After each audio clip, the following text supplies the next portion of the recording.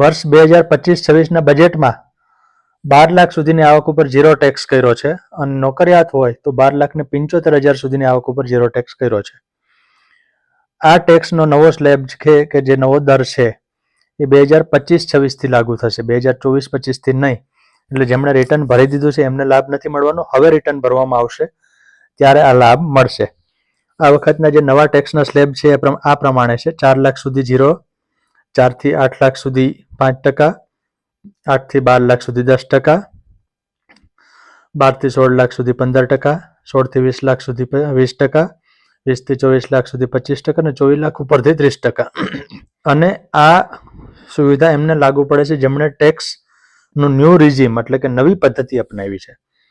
ભારત સરકારે finance act 2023 નામનો એક કાયદો દાખલ કર્યો અને ટેક્સનો જૂનો અને નવો એવા બે સ્લેબ ઊભા કર્યા. એટલે એક જૂનો દર છે અને એક નવો દર છે.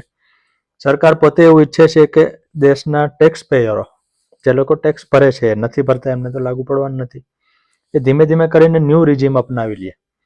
એટલે આ સુવિધા ન્યૂ રિઝીમમાં અપાવી છે, ઓલ્ડ રિઝીમ વાળાને નહીં. એવી પણ એક સમજ ઊભી થાય કે 12 લાખ સુધીની આવક પર ઝીરો ટેક્સ, પછી હું 15 લાખ કમાવું છું તો 3 લાખ ઉપર જ મારે ટેક્સ ભરવાનો. ના, એવું નથી. 12 લાખની ઉપર જશો એટલે ટેક્સ પહેલેથી ગણાશે. તો 4 લાખ સુધી 0%, 4 થી 8 ઉપર 5%, 8 થી 12 સુધી 10% અને 12 થી 16 સુધી 15%. એટલે 15 લાખ છે અને 15% વાળો ટેક્સ પણ ભરવાનો આવશે.